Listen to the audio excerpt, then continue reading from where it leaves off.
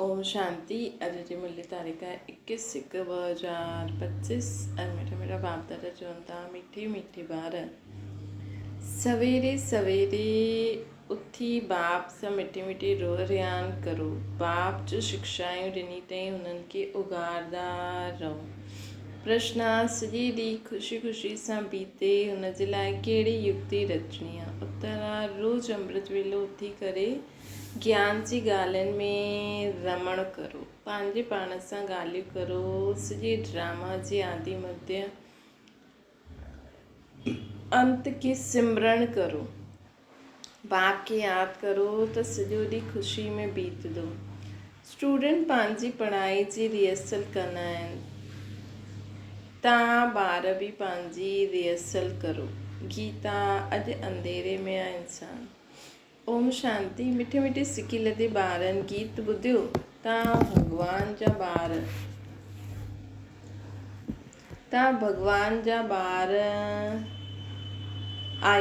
तव्हां ॼाणंदा आहियो भॻवानु असांखे राह ॾेखारनि था। हू पुकारंदा रहंदा आहिनि कि असां अंधेरे में आहियूं। छो जी भक्ति मार्ग आहे अंधियारो मार्ग। भगत चवंदा आहिनि असां तव्हां सां मिलण लाइ भटकूं था। कॾहिं तीर्थनि ते कॾहिं काथे दान पुण्य कंदा आहिनि, मंत्र जपंदा आहिनि, अनेक प्रकार जा मंत्र ॾींदा आहिनि। पोइ बि कोई सम्झंदा थोरी आहिनि कि असां अंधियारे में आहियूं। सोजरो छा आहे, कुझु बि सम्झंदा न आहिनि। छो जी अंधियारे में आहिनि न। हाणे तव्हां त अंधियारे में न आहियो न, तव्हां वृक्ष में पहिरियों ईंदा आहियो। नई दुनिया में वञी करे राज्य कंदा आहियो, पोइ सीढ़ी उतरंदा आहियो।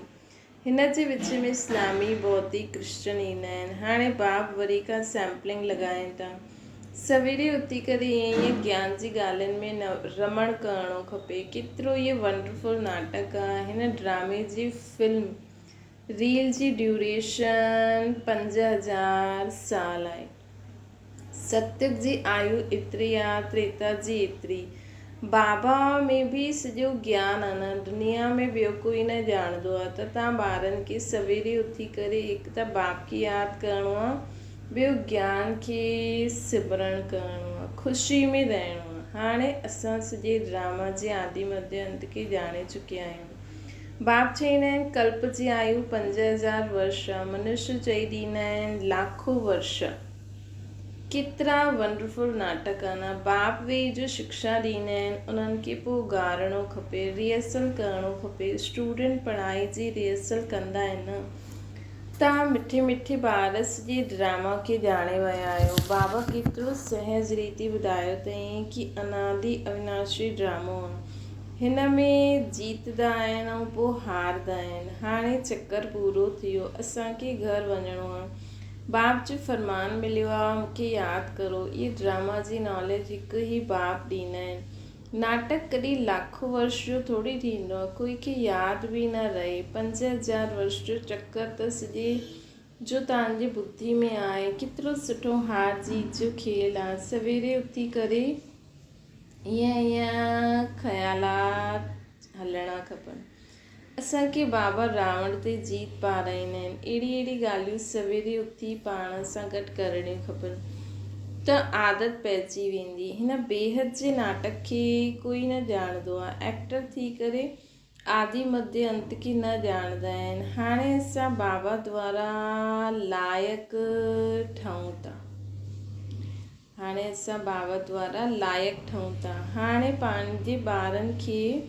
बाबा पंहिंजे ॿारनि खे आपसमान ठाहींदा आहिनि। आपसमान बि छा, बाप त ॿारनि खे पंहिंजे कंधे ते चढ़ाईंदा आहिनि। बाबा जो केतिरो प्यार आहे ॿारनि सां, केतिरो सुठी रीति सम्झाईंदा आहिनि। मिठे मिठे ॿार, मां तव्हांखे विश्व जो मालिक ठाहींदो आहे, मां न ठाहींदो आहे, तव्हां ॿारनि खे ठाहींदो आहियां। तव्हां ॿारनि खे गुल गुल ठाहे करे पोइ टीचर ठही पढ़ाईंदो आहे। पोइ सदगति जे लाइ ज्ञान ॾेई करे तव्हांखे शांतीधाम सुखधाम जो मालिक ठाहींदो आहियां। मां त निर्वाण धाम में वेठो आहियां। लौकिक बाप बि महिनत करे धन कमाए करे सभु कुझु ॿारनि खे ॾेई ख़ुदि वानप्रस्थ में वञी करे भॼन आदि कंदा आहिनि। परंतु हिते त बाप चईंदा आहिनि अगरि वानप्रस्थ अवस्था आहे त ॿारनि खे सम्झाए करे तव्हां हिन सर्विस में लॻी वञिणो खपे। पोइ गृहस्थ व्यवहार में फसिणो न आहे। तव्हां पंहिंजो ॿियो ऐं ॿियनि जो कल्याण कंदा रहो। मतिलबु जो बाबा जा ॿार बुज़ुर्ग आहिनि उन्हनि खे ॿारनि खे सम्झाए करे हिते लॻी वञिणो खपे। हाणे तव्हां सभिनि जी वानप्रस्थ अवस्था आहे। बाप चईंदा आहिनि मां आयो आहियां तव्हांखे वाणी खां परे वठी वञण लाइ। अपवित्र आत्मायूं त वञी न सघनि अपवित्र आत्मायूं त वञी न सघनि। इहे बाप सम्मुख सम्झाइनि था। मज़ो बि सम्मुख में आहे। हुते त पोइ ॿार वेही ॿुधाईंदा आहिनि। हिते बाप सम्मुख आहे तॾहिं त मधुबन जी महिमा आहे। त बाप चईंदा आहिनि सवेरे उथण जी आदत विझो। भक्ति बि मनुष्य सवेरे उथी करे कंदा आहिनि परंतु हुन सां वरसो त मिलंदो न आहे। वरसो मिलंदो आहे रचता बाप सां। कॾहिं रचना सां वरसो मिली न सघे। हिन करे चईंदा आहिनि असां रचता ऐं रचना जे आदि मध्य अंत जी खे न ॼाणंदा आहियूं। अगरि उहो ॼाणंदा आहिनि त उहो परंपरा खां हलियलु अचे न, है न। अगरि उहे ॼाणनि त परंपरा खां हलियलु अचनि। ॿारनि खे बि इहे सम्झाइणो की असां केतिरा धर्म श्रेष्ठ धर्म वारा हुयासीं, पोइ कीअं धर्म भ्रष्ट कर्म भ्रष्ट ठहिया आहियूं। माया गोदरेज जो तालो बुद्धि खे लॻाए ॾींदी आहे। हिन करे भॻवान खे चईंदा आहिनि तव्हां बुद्धिवाननि जी बुद्धि आहियो, इन्हनि जी बुद्धि जो तालो खोलो। हाणे त बाप सम्मुख सम्झाइनि था मां ज्ञान जो सागर आहियां। तव्हांखे हिननि द्वारा सम्झाइणो आहे। कहिड़ो ज्ञान? हिन सृष्टि जे चक्कर जे आदि मध्य अंत जो ज्ञान जो कोई बि मनुष्य ॾेई न सघे। उहो बाबा असांखे सम्झाईंदा आहिनि। बाप चईंदा आहिनि सत्संग आदि में वञण सां पोइ बि स्कूल में पढ़णु सुठो आहे। पढ़ाई सोर्स ऑफ इनकम आहे। सत्संग में त मिलंदो कुझु न आहे। दान पुण्य आदि करो, इहो करो, भेटो रखो, ख़र्चो ई ख़र्चो आहे। पैसो बि रखो, मथो बि टेको, टिप्पणी ई घिसी वेंदी आहे। हाणे तव्हां ॿारनि खे जो ज्ञान मिले थो उनखे सिमरन करण जी आदत विझो। ॿियनि खे बि सम्झायो। बाप चईंदा आहिनि हाणे तव्हांजी आत्मा ते बृहस्पति जी दशा आहे। हिन सां त असांखे केॾो उच्च पद मिलंदो। पोइ बि बाबा चवनि था सत्संग आदि ते वञण सां छा थींदो आहे। माण्हू बसि ख़र्चो ई ख़र्चो कंदो रहंदो आहे, मथो ई टेकंदो रहंदो आहे न। बाबा चईंदा आहिनि हाणे तव्हांजे मथां बृहस्पति जी दशा आहे। वृक्षपति भॻवान असांखे पढ़ाइनि था। तव्हांखे केतिरी ख़ुशी रहणी खपे, है न। वृक्षपति असांखे पढ़ाइनि था। असांखे केॾी ख़ुशी रहणी खपे। भॻवानु पढ़ाए करे असांखे भॻवानु भगवती ठाहींदा आहिनि। ओहो अहिड़े बाप खे जेतिरो यादि कंदव त विक्रम विनाश थींदा। ईअं वीचार सागर मंथन करण जी आदत विझणी खपे। दादा असांखे हिन बाप द्वारा वरसो ॾियनि था। शिव दादा असांखे मम्मा ब्रह्मा बाबा द्वारा वरसो ॾियनि था। ख़ुदि चईंदा आहिनि मां हिन रथ जो आधार वरितो आहे। तव्हांखे ज्ञान मिले थो न। ज्ञान गंगायूं ज्ञान ॿुधाए करे पवित्र ठाहींदियूं आहिनि की गंगा जो पाणी। हाणे बाप चईंदा आहिनि ॿार तव्हां भारत जी सची सची सेवा कंदा आहियो। उहे सोशल वर्कर्स त हद जी सेवा कंदा आहिनि। इहा त रूहानी सची सेवा आहे। भॻवान वाच्य बाप सम्झाईंदा आहिनि भॻवानु पुनर्जन्म रहित आहे। श्री कृष्ण त पूरे 84 जन्म वठंदो आहे। उन्हनि जो गीता में नाम लॻाए छॾियो अथनि। नारायण खे छो न लॻाईंदा आहिनि, है न। श्री कृष्ण त पूरा 84 जन्म वरितो अथई। उन्हनि जो गीता में नाम लिखी छॾियो अथनि। नारायण जो छो न लॻाईंदा आहिनि। इहे बि कंहिंखे पतो न आहे की श्री कृष्ण ई श्री नारायण ठहींदा आहिनि। श्री कृष्ण प्रिंस हुयो पोइ राधे सां स्वयंवर थियो। हाणे तव्हां ॿारनि खे ज्ञान मिलियो आहे, है न। हाणे असां ॿारनि खे ज्ञान मिलियो आहे। सम्झंदा आहियो शिव बाबा असांखे पढ़ाईंदा आहिनि। उहो बाबा बि आहे, टीचर बि आहे, सतगुरू बि आहे, सदगति ॾींदा आहिनि। ऊच ते ऊच भॻवानु शिव ई आहे। उहे चईंदा आहिनि मुंहिंजी निंदा कराइण वारो ठोर न पाए सघंदो आहे। ॿार अगरि न पढ़ंदा आहिनि त मास्टर जी इज़त वली वेंदी आहे। बाप चईंदा आहिनि तव्हां मुंहिंजी इज़त न गवायो, पढ़ंदा रहो। एम ऑब्जेक्ट त साम्हूं खड़ी आहे। उहो पोइ गुरू माण्हू पंहिंजे लाइ चई ॾींदा आहिनि, जंहिं कारण मनुष्य रधंदा आहिनि। सम्झंदा आहिनि गुरू श्राप न ॾेई छॾे, कोई श्राप न मिली वञे। गुरू सां मिलियो उहो मंत्र ई ॿुधाईंदा रहंदा आहिनि। सन्यासियुनि सां पुछो तव्हां घर बार कीअं छॾियो, चईंदा आहिनि इहे व्यक्त ॻाल्हियूं न पुछो। अरे छो न ॿुधाईंदा आहियो, असांखे छा पतो तव्हां केरु आहियो। शुरुड बुद्धि वारा अहिड़ी ॻाल्हियूं कंदा आहिनि। अज्ञान काल में कोई खे नशो रहंदो आहे। स्वामी राम तीर्थ जो अनन्य शिष्य स्वामी नारायण हुयो। उन्हनि जी किताब आदि बाबा जी पढ़ियल आहे। बाबा खे सभु पढ़ण जो शौक़ु हुयो। नंढेपन में वैराग्य हूंदो हुयो। पोइ हिकु बार बाइस्कोप ॾिठो, बसि वृत्ति ख़राबु थी वई, साधूपनो बदिली वियो। त हाणे बाप सम्झाईंदा आहिनि उहो सभु गुरू आदि आहे, भक्ति मार्ग सर्व जो सदगति दाता त हिकु ई आहे, जेके सभु यादि कंदा आहिनि, ॻाईंदा बि आहिनि। मुंहिंजो त हिकु गिरधर गोपाल, ॿियो न कोई। गिरधर श्री कृष्ण खे चईंदा आहिनि। वास्तव में गाली इहा ब्रह्मा खाईंदा आहिनि। श्री कृष्ण जी आत्मा हाणे अंत में गांव जो छोरो तमो प्रधान आहे, तॾहिं गाली खाधई। असल में ये ही श्री कृष्ण जी आत्मा आहे। गांव में पलियो हुयो, रास्ते हलंदे ब्राह्मण फसी वियो, अर्थात बाबा प्रवेश कयो, केतिरी गाली खाई, अमेरिका ताईं आवाज़ु हली वियो। वंडरफुल ड्रामो आहे। हाणे तव्हां ॼाणंदा आहियो, ख़ुशी थींदी आहे। हाणे बाप सम्झाईंदा आहिनि इहे चक्कर कीअं फिरंदो आहे। असां कीअं ब्राह्मण हुयासीं, पोइ क्षत्रिय, पोइ देवता, क्षत्रिय वैश्य शूद्र ठहिया। इहे चक्कर 84 जो चक्कर आहे न, इहे सॼो स्मृति में रखिणो आहे। रचता ऐं रचना जे आदि मध्य अंत खे ॼाणणो आहे, त जो कोई न ॼाणंदो आहे। तव्हां ॿार सम्झंदा आहियो असां विश्व जा मालिक ठहींदा आहियूं, इन में कोई तकलीफ़ त न आहे। ईअं थोरी चईंदा आहिनि आसन लॻाए करे वियो, हठ योग ईअं सिखलाईंदा आहिनि, ॻाल्हि न पुछो। कोई जी ब्रेन ई ख़राबु थी वेंदी आहे। बाप केतिरो सहज कमाई कराईंदा आहिनि। इहे 21 जन्मनि जे लाइ सची कमाई आहे। तव्हांजी हथेली में बहिश्त आहे। बाप ॿारनि जे लाइ स्वर्ग जी सौगात लाहींदा आहिनि। ईअं ॿियो कोई मनुष्य चई न सघे, है न, कि मां तव्हांजे लाइ स्वर्ग जी सौगात लाहियो आहे। बाप ई चईंदा आहिनि इन्हनि जी आत्मा बि ॿुधंदी आहे त ॿारनि खे सवेरे उथी ईअं वीचार करणो खपे। बाबा चईंदा आहिनि ॿारनि खे सवेरे उथी करे ईअं वीचार करणो खपे कि हाणे असां 84 जो चक्कर पूरो कयो, हाणे वरी खां चक्कर लॻाइणो आहे। भक्त माण्हू बि सवेरे उथी करे गुप्त माला फेरदा आहिनि। उन्हनि खे गौमुख चईंदा आहिनि। उन्हनि में अंदरि हथु विझी माला फेरदा रहंदा आहिनि। राम राम जीअं त बाजो वॼाईंदा आहिनि। वास्तव में गुप्त त इहो आहे, बाप खे यादि करणु, अजपा जाप इन खे चइबो आहे।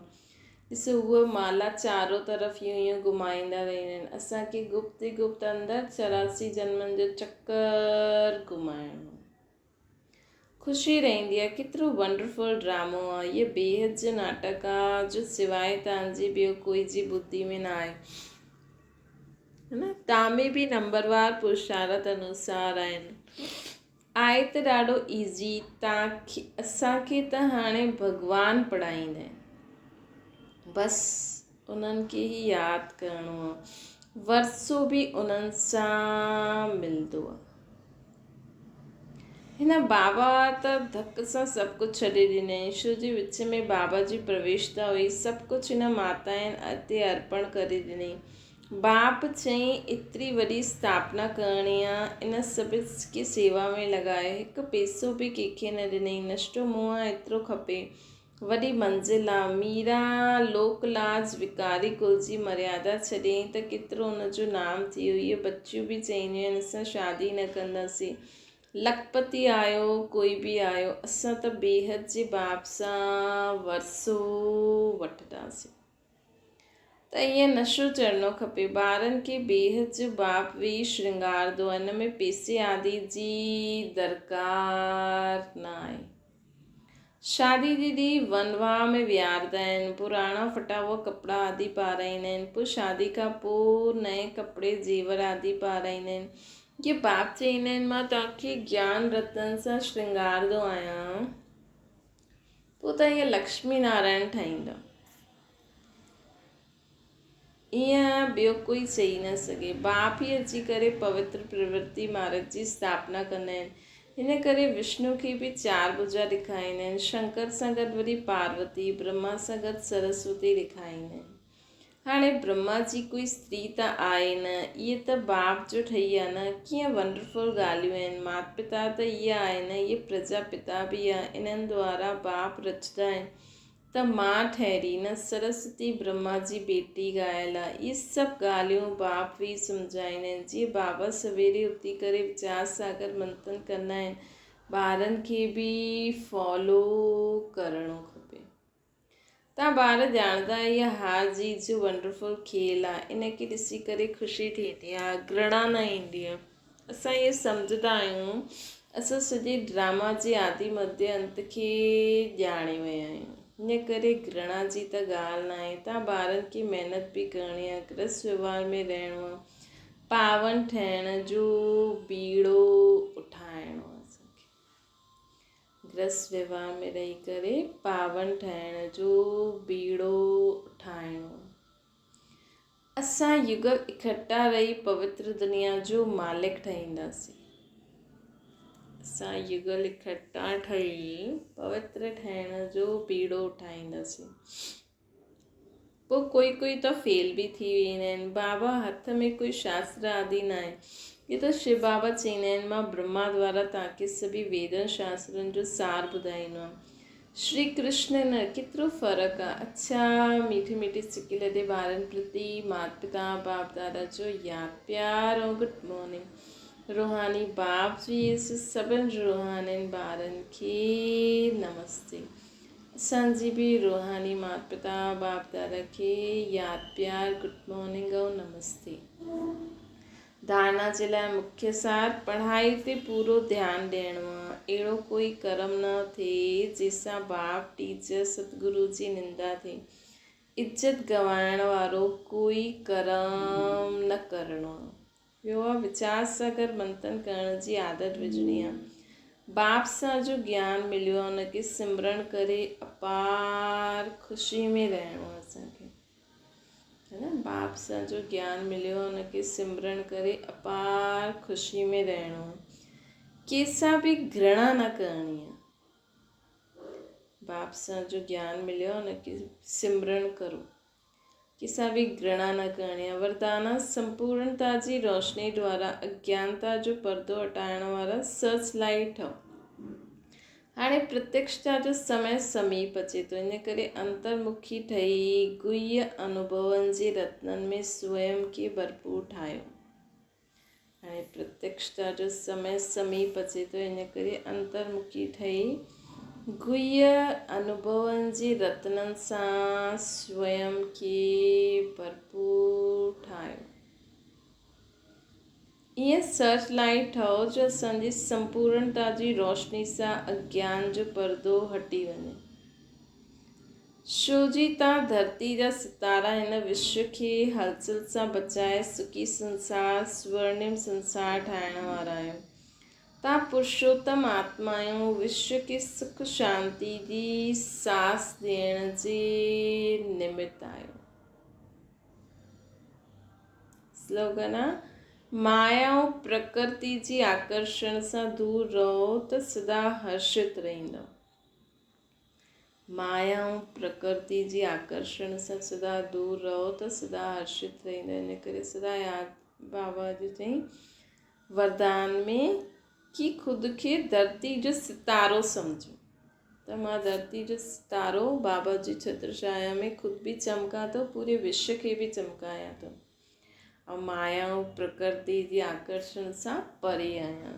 मनसा जे लाइ मनसा सेवा जे लाइ स्लोगन आहे, जॾहिं मनसा में सदा शुभ भावना व शुभ दुआयूं ॾियण जो नेचुरल अभ्यास थी वेंदो त मनसा तव्हांजी बिज़ी थी वेंदी। मन में जो हलचल थींदी आहे उन सां स्वतः ई किनारो थी वेंदो। असांजे पुरुषार्थ में जो कॾहिं दिलि शिकस्त थींदा आहिनि न पंहिंजे पुरुषार्थ में, उहा न थींदा जॾहिं असांखे अभ्यास पइजी वेंदो भई सभिनि जो कल्याण थिए, सभिनि जो कल्याण थिए, सभिनि जो कल्याण थिए। पंहिंजे पुरुषार्थ में कॾहिं दिलि शिकस्त थींदा आहे त उहो न थींदो, जादू मंतर थी वेंदो। अच्छा, ओम शांति। बाबा खे यादि करो।